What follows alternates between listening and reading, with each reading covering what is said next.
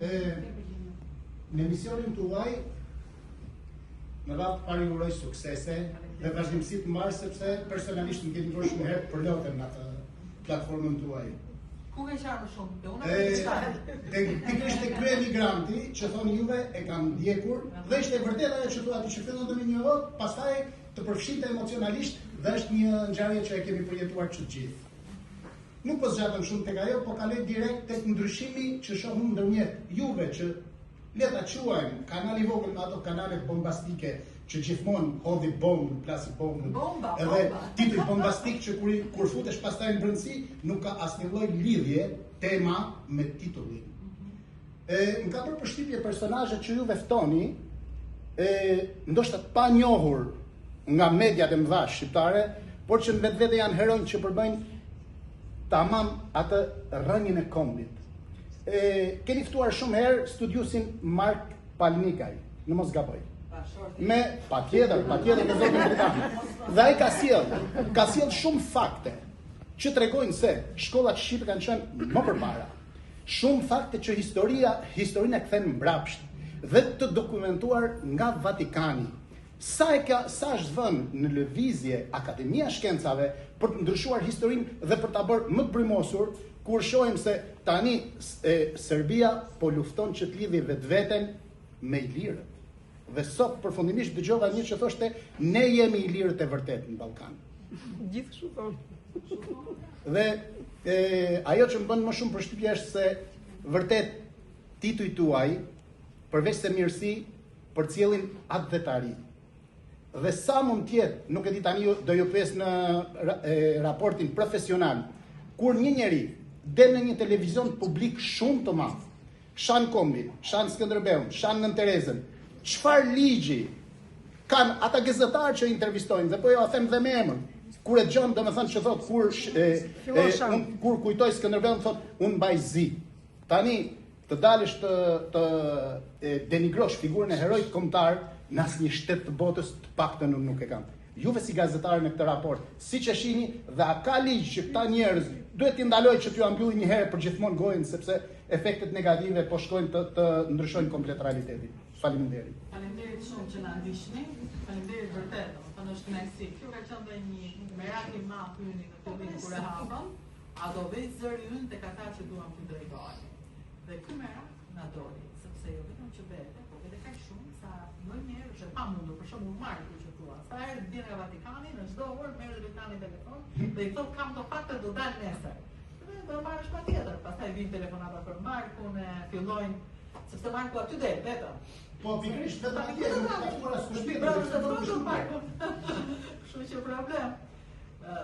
Ka njerëz që shajnë, ka njerëz që nuk shajnë. Unë secili bën zgjedhjen e vet. Edhe në jetë ne bëjmë zgjedhjet tona. Nëse duam të stresohemi, bëjmë zgjedhje për televizionin, nëse duam të argëtojmë zgjedhjen për televizion, nëse duam të mësojmë zgjedhjen këtë gazetar, këtë televizion. Do të thënë gjithçka është personale. Ligjet për të dënuar ata që shajnë figurat kombëtare, për fat keq nuk ka. Edhe për flamurin, ka ndodhur ka pas probleme, për figurat kombëtare. Do të thonë dhe kjo është e rëndë sepse ne duhet t'i mbrojmë figurat kombëtare. Ligjet për ata që shajnë për tallë nuk ka, ata quajnë pjesë atyre bombave në televizione. Ky është fati keq. Fati keq sepse jemi pak dhe nuk e meritojnë që kemi kaq shumë njerëz që shajnë Shqipërinë dhe shqiptarët. Duket sikur janë thjesht, nuk e bëjnë vetëm për klikime, bëjnë edhe sepse ka arsye të tjera. Ku ja qëndon? Gjithsesi, për fat, ka njerëz që vazhdojnë kërkojnë fakte, si Marku, komentarisht, njerëz të tjerë, të cilët kërkojnë fakte për Shqipërinë, që i shkruajnë, dhe kjo është shumë e rëndësishme. Grekët kanë histori, sepse kanë shkruar, duhet të shkruash, duhet të flasësh, duhet të dokumentosh. Pas kaq kohësh, unë po mundohem të sjell në drejtare televizion një dokumentar për italianët që kemi ndihmuar në vitin 43. Shqiptarët kanë bërë çuditëra, i kanë hapur dyert, i kanë mbajtur në shtëpi, ata ishin kushtues, Gjermani mund t'i vriste, ne i mbrojtëm. Edhe në shtëpinë greke. Te Greqja do vim dokumentarin tjetër, do vim nga ju. Ose ka qenë në shtëpinë e gjyshit. Ka qenë në shtëpinë e gjyshit, Në Dropu. Në Dropu, kur erdhi në kohën e luftës të kolonelëve. Po që se tregojnë grekët të? As e ditë, as e bëhet. Kam treguar unë. Kështu që ti tani do më japësh femrin mua dhe do ma tregoni se një dokumentari radhës është për grekët. Ne jemi mburur me brejt janë shumë pak me që kemi bërë ne për italianët dhe grekët. Ne kemi bërë çuditëra, shqiptarët janë njerëzit më të jashtëzakonshëm dhe ju jeni provë këtij fakti. E shikoni vetën tuaj dhe kuptoni si është zhvilluar jeta juaj në një vend si Greqia. Kështu ja kanë dalë të grekët jashtë, siç e kanë dalë shqiptarët në Greqi dhe kemi parasysh edhe se u pritën në fillim me çfarë mosbesimi. Si sa e vështirë ka qenë.